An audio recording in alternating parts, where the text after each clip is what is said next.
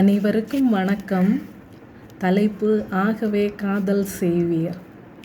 அன்புக்கு இலக்கணம் தந்து அரணோடு காதலிப்பீர். ஆகவே காதல் செய்வீர் அகமகிழ்ந்து என்றும்.